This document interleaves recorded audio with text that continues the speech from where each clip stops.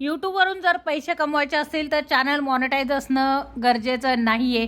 कारण तुम्हाला मी हे दाखवू शकते का यूट्यूबमधून किती पैसे मिळतात. तर एका व्हिडिओला मला खूप कमी होते. त्या व्हिडिओला मला ₹2.5 मिळालेले, एका व्हिडिओचे मला ₹1.5 मिळालेला आहे. जर तुम्हाला हा स्क्रीनशॉट बघायचा असेल तर तो देखील मी तुम्हाला पाठवते. हा खूप मोठा गैरसमज आहे का खूप सारे व्ह्यू आल्यानंतर आपल्याला पैसे मिळतात, परंतु असं नाही आहे.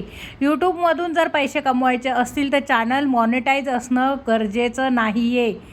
यूट्यूबमधून जर तुम्हाला पैसे कमवायचे असतील तर तुमच्याकडे टॅलेंट असणं खूप महत्त्वाचं आहे. कुठलंही टॅलेंट तुमच्याकडे असणं खूप महत्त्वाचं आहे आणि त्याच्यावरती तुम्ही वर्क करणं महत्त्वाचं आहे.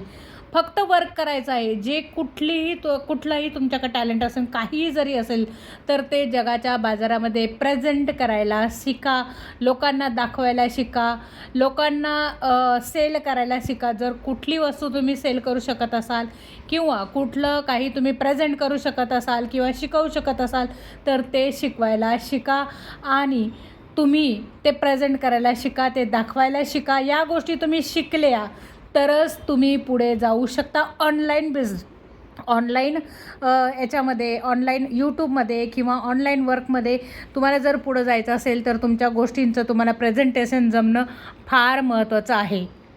यूट्यूबवरती काम करत असताना बऱ्याच वेळेला आपल्याला असं वाटत असतं की इथून खूप जास्त प्रमाणात पैसा येतो, पण असं नाही आहे. जर तुम्हाला 4-4, 5-5 लाख व्ह्यू असतील तरच तुम्ही खूप जास्त प्रमाणामध्ये पैसे कमवू शकतात. अदरवाईज तुम्हाला इथे कुठलेही पैसे मिळत नाही. यूट्यूबवरती काम करत असताना 5-25 हजाराला सुद्धा काही व्हॅल्यू नसते. 5-25 हजार व्ह्यू जरी असेल तरी त्याचा काहीही उपयोग होत नाही. तुमचा RPM जर जास्त चांगला असेल तर तुम्हाला चांगले पैसे मिळतात. परंतु मी खूप वेगवेगळ्या पद्धतीचे व्हिडिओ टाकलेले यूट्यूबवरती आणि माझ्या चॅनलची पूर्ण भेळ झालेली आहे. म्हणून मी तुम्हाला सांगते का हे जे आहे यूट्यूबवरती तुम्ही एक कंटेंट कुठलाही लावून धरा आणि त्याच्यावरती काम करा. जरी मल्टी टॅलेंटेड तुम्ही असाल तरी देखील खूप सगळ्या गोष्टी अशा प्रेझेंट करायला जाऊ नका, दाखवायला जाऊ नका. कुठली तरी एक गोष्ट जी आहे, कुठला तरी समजा तुम्ही खाद्यपदार्थ बनवत असाल तर खाद्यपदार्थच बनवा. मग त्यामध्ये जर तुम्हाला घरातल्या काही गोष्टी येत असतील, हँगिंग येत असेल, हे येत असेल, ते येत असेल, तर ते दाखवायला जाऊ नका. किंवा बाकीच्या काही हँडमेड वस्तू येत असतील तर त्या दाखवायला जाऊ नका. एक गोष्ट जर तुम्ही एका गोष्टीसाठी जर तुम्ही चॅनल ओपन केलेलं आहे तर त्याच गोष्टीवरती काम करणं गरजेचं आहे सातत्याने. कारण ते जे सबस्क्रायबर असतात तुमचे त्या व्हिडिओसाठी तुम्हाला लाईक केलेलं असतं, त्यांनी सबस्क्राईब केलेलं असतं आणि जर तुम्ही दुसरा व्हिडिओ घेऊन आलात तर त्या ठिकाणी तुम्हाला ते तुमचे व्हिडिओ बघत नाही. आणि दुसरी गोष्ट म्हणजे यूट्यूबवरून जर तुम्हाला पैसे मिळवायचे असतील तर चॅनल मॉनिटाईज असण्याची काहीच गरज नाही आहे. जगाच्या बाजारामध्ये इतक्या काही वस्तू आलेल्या आहे जगाच्या बाजारामध्ये का त्या इझिली तुम्ही विकू शकता, त्याचं सेलिंग करू शकता. फक्त त्याचं प्रेझेंटेशन तुम्हाला आलं पाहिजे. हे प्रेझेंटेशन जर तुम्हाला जमलं तर जगाच्या बाजारामध्ये तुम्ही लाखो रुपये एका महिन्याला कमवू शकता. त्याची पॅकिंग आली पाहिजे आणि त्याचं कुरिअर कसं पाठवायचं, त्याची पॅकिंग तुम्हाला जमली पाहिजे. ह्या गोष्टी तुम्हाला पोस्टाने पाठवायच्या का तुम्हाला प्रायव्हेट सर्व्हिसनं पाठवायच्या, या सगळ्या गोष्टी तुम्ही शिकल्या पाहिजे. बाकीच्या खूप काही गोष्टी असतात का ज्या शिकल्या पाहिजे. तुम्हाला एखादी गोष्ट सेल करायची आहे तर ती पॅकिंग सहज, समजा एखादी वस्तू तुम्हाला तुमच्या ठिकाणाहून दुसऱ्या शहरात किंवा गावामध्ये पाठवायची आहे तर ती कशा पद्धतीनं पाठवायची, कशा पद्धतीने पॅक केली पाहिजे, त्याचं पॅकिंग मटेरियल कुठे भेटेल, त्याचे ॲड्रेस कसे लिहिले पाहिजे, रजिस्टर कसं मेंटेन केलं पाहिजे, या सगळ्या गोष्टी येणं तुम्हाला तितकंच महत्त्वाचं आहे. नुसत्या गोष्टी प्रेझेंट करून चालत नाही, तुमच्याकडे ते स्किल पाहिजे. आणि जर समजा तुम्हाला एखादी ऑर्डर यायला लागली तर त्याच्या पाठीमागं तुम्हाला ऑर्डर येण्यास सुरुवात होते. मग त्या प्रमाणात तेवढा माल तुमच्याकडे अवेलेबल पाहिजे.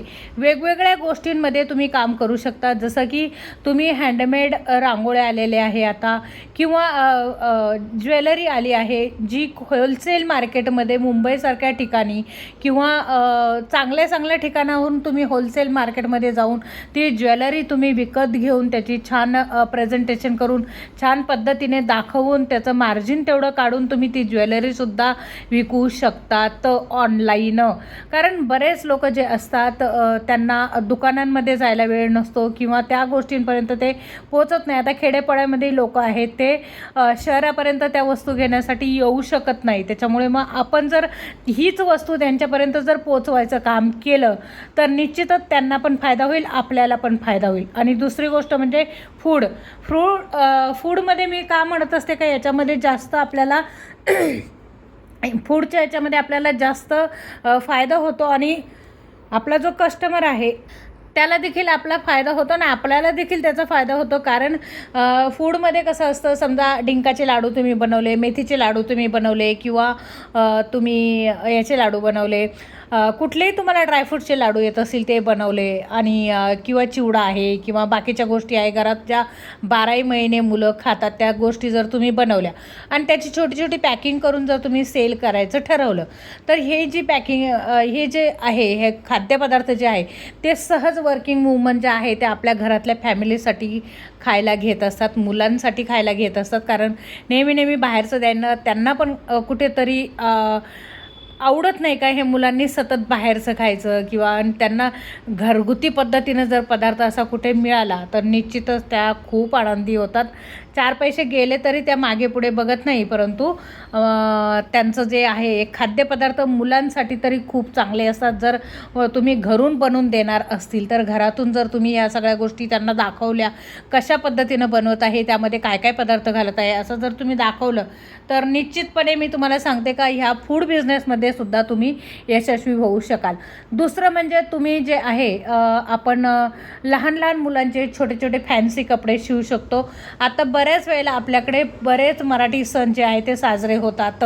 म्हणजे फॅन्सी ड्रेस आहे लहान मुलींचे, एक 3-4 वर्षाच्या मुलींपासून जर कपडे तुम्ही शिवायला घेतले, त्यांचं कट पोलकं आहे किंवा फॅन्सी फ्रॉक्स आहे किंवा असे कपडे जर तुम्ही शिवले आणि त्याचं प्रेझेंटेशन करून छान असं तुम्ही यूट्यूबवरती म्हणा किंवा इंस्टाग्रामवरती म्हणा असं दाखवलं तर त्याच्या थ्रू तुम्हाला ऑर्डर येऊ शकतात. ते लोकांना आवडतं. लहान मुलींना कपडे शिवून जर कोणी देणारं असेल तर सणावाराला घालायला पण त्यांना आवडतं. तर तुम्ही जर अशा छोट्या छोट्या गोष्टींमध्ये जर गुंतवणूक केली, गुंतवणूक फार नसते, ह्याच्यामध्ये पैसा जास्त लागत नाही आणि तुम्हाला ऑर्डरही देखील सहज मिळतील. परंतु गरज कशाची आहे का डेली व्हिडिओ टाकण्याची गरज आहे. डेली तुम्हाला त्या गोष्टी तुम्ही केल्या पाहिजे. डेली व्हिडिओ जे आहे ते तुम्ही अपलोड केले पाहिजे त्या गोष्टीचं. तसं व्हिडिओ कटिंग करताना तसा फ्रॉक तुम्ही प्रेझेंटेशन त्याचं व्यवस्थित दाखवलं पाहिजे.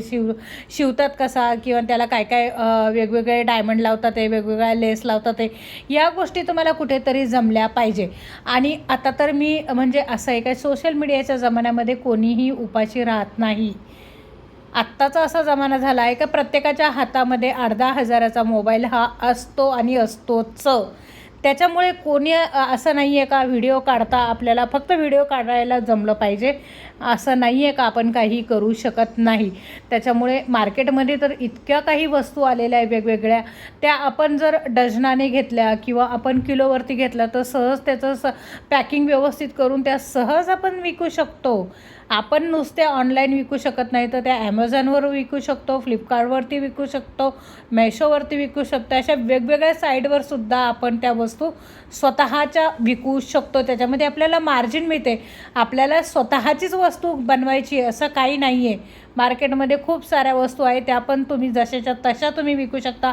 त्याची ॲड करू शकता, यूट्यूबवरती करू शकता, इंस्टावरती करू शकता. फक्त बोलायचं स्किल जे आहे ते आपल्याला जमलं पाहिजे. तर आजच्या व्हिडिओमधून बघूया किती रुपये मिळतात ते.